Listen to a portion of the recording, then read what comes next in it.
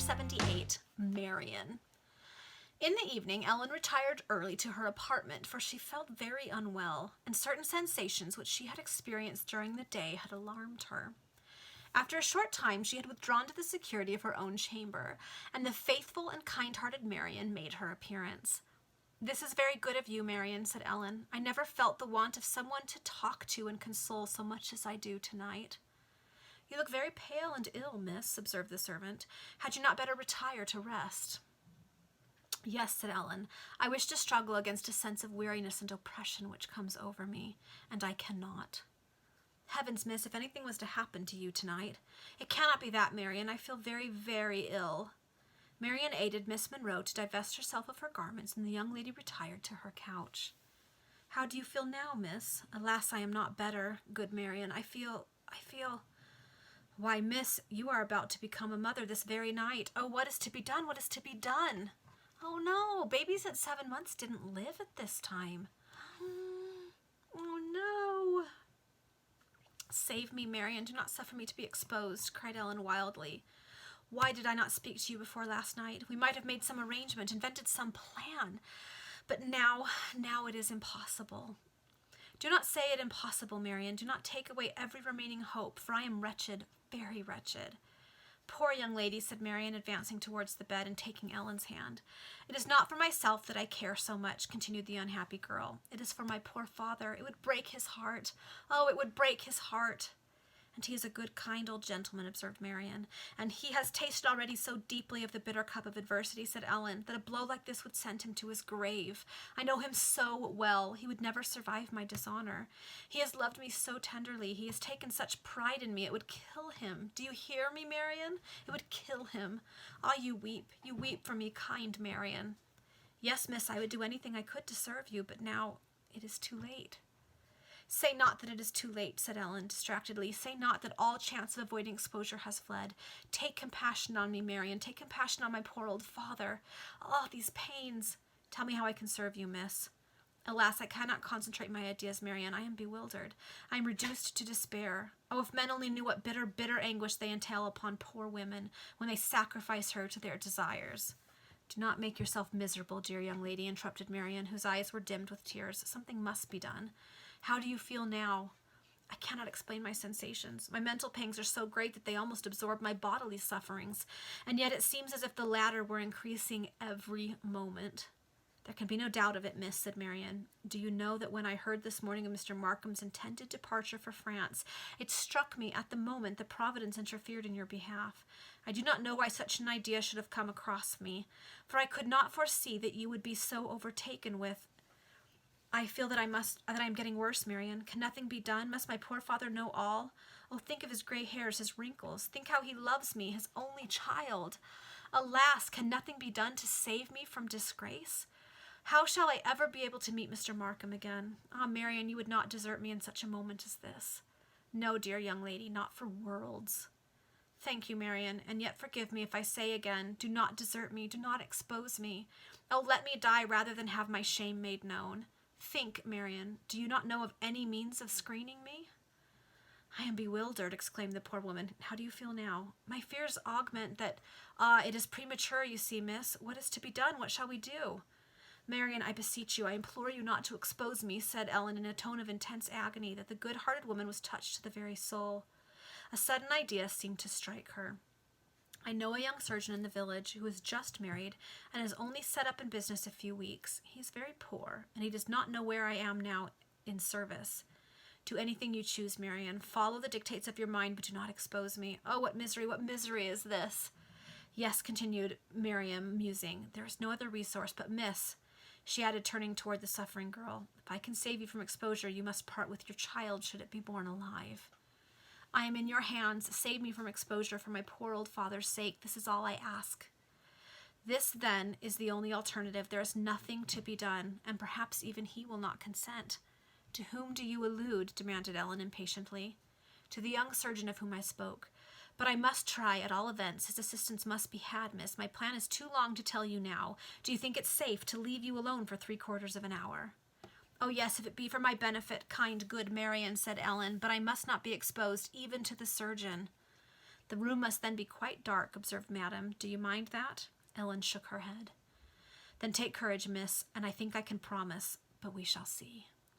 The servant then hastily extinguished the lights and left the room. She hurried up to her own chamber, took from her box a purse containing 40 sovereigns, all her little savings, put on her bonnet and shawl, concealed her face with a thick black veil, and then stole carefully downstairs. All was quiet, and she left the house by the back door. In 3/4 of an hour, 2 persons advanced together up the garden at the back of the house. One was a woman, and she led a man whose eyes were blindfolded with a black handkerchief. Your hand trembles, said Marian, for she was the female alluded to. No, answered the servant, but one word ere I proceed farther. Speak, do not delay. You gave me 40 pounds for this night's work. What guarantee do you offer me that the child, should it survive, will not be left on my hands altogether unprovided for?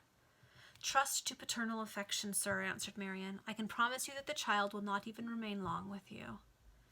Well, I will venture it, said the surgeon. Your money will save me from being compelled to shut up my establishment after an unsuccessful struggle of only a few weeks, and I ought not to ask too many questions. And you remember your solemn promise, sir, not to attempt to obtain any clue to the place to which I am conducting you? On my honor as a man, on my solemn word as a gentleman. Enough, sir, let us proceed. Marian led the surgeon onward and admitted him into the house by the back door. All was still quiet. We have said on a previous occasion that the mansion was a spacious one. Ellen's apartment was far removed from that on which her father slept, and the rooms occupied by Whittingham and Halford were on the uppermost story. There consequently existed little chance of disturbing anyone. Marian led the surgeon very cautiously up the staircase to Ellen's chamber, which they entered as noiselessly as possible. Upon advancing into the room, which was quite dark, the surgeon struck against a chest of drawers and uttered a slight exclamation of pain, but not loud enough to reach the ears of those from whom it was necessary to conceal this nocturnal proceeding. Ellen was in the pangs of maternity when Marian and the surgeon came to her assistance, and in a few moments after their arrival she was the mother of a boy. Oh, who can express her feelings when the gentle cry of the child fell upon her ears, that child from whom she was to part in a few minutes, perhaps forever. Okay, so maybe the child is going to live, which didn't really happen at this time, but it's a penny dreadful. Things are allowed to be a little bit unbelievable. Half an hour afterwards, Marian and the surgeon were again threading the garden, but this time their steps led them away from the house. Beneath her thick shawl, carefully wrapped up, the servant carried Ellen's child. She conducted the surgeon to within a short distance of his own abode, placed the child in his arms, and hurried rapidly away. She returned to the place and ascended to Ellen's chamber without disturbing the other inmates. Ah, Marian, said Ellen, how can I ever sufficiently thank you for your kindness on this night? Silence, my dear young lady, do not mention it. You must keep yourself very tranquil and quiet, and in the morning I must say that you are too unwell to rise. And that surgeon? I know what you would ask, miss, interrupted Madame. All is safe and Marian.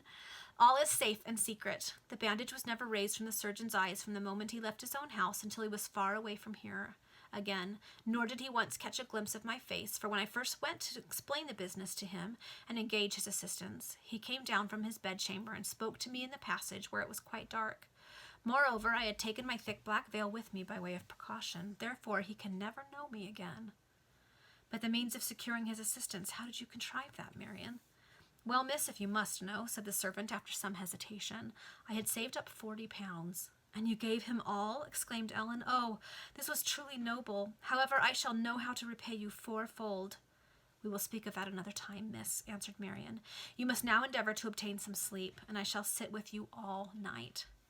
Tell me one thing, Marian, said Ellen, with tears in her eyes. The child will be well taken care of, miss. Do not alarm yourself about that.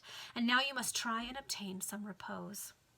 In a few moments, the young mother was overtaken by a profound sleep, the first she had enjoyed for many, many weeks. But even this slumber was not attended by dreams of unmixed pleasure.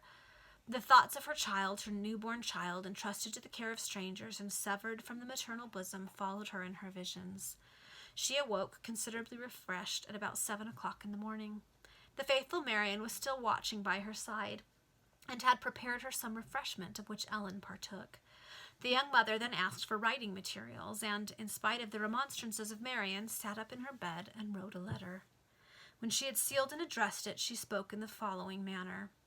Marian, I now have one more favor to ask you.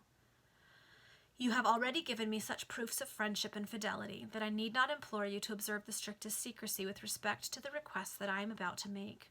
At the same time, I shall feel more happy if you will promise me that under any circumstances, whether my shame remain concealed or not, you will never disclose without my consent the name of the person to whom this letter is addressed, and to whom you must carry it as speedily as possible. She's going to tell Mr. Greenwood that the baby was born, huh? You know, miss, that I will do anything I can to make you happy. Your secret is safe in my keeping. Thank you, Marian. My father would curse me. Mr. Markham would scorn me did they know that I held communication with this man. And she showed the address upon the letter to Marian.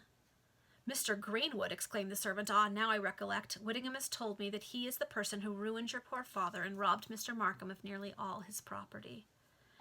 And yet, Marian, said Ellen, that man, that same Mr. Greenwood who reduced my poor father to beggary and plundered Mr. Markham, the very same individual is the father of my child. Ah, yes, now I understand how impossible it was for you to reveal your condition to your father or to Mr. Markham. The blow would have been too severe upon both. Yes, Marian, and Mr. Greenwood is the father of my child, and more than that, he is... But no matter, said Ellen, suddenly checking herself. You now know my secret, Marian, and you will never reveal it? Never, miss, I promise you most solemnly. And you will take this letter to him today, and you will wait for his reply? I will go this afternoon, miss, and will obey your wishes in every way. And now, Marian, hasten to tell my father that I am unwell, and resist any desire on his part to obtain medical assistance. Leave that to me, miss. You already appear so much better that the old gentleman will easily be induced to suppose that a little rest is all you require. Ah, Marian, how can I ever reward you for all your goodness toward me? Okay, that's the end of that chapter.